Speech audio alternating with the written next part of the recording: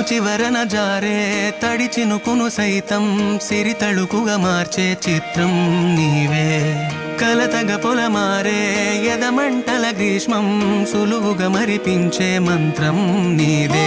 నువ్వంటే నా సొంతమంటూ పలికింది మమకారం, ఆ మాట కాదంటూ దూరం నిలిపింది అహంకారం.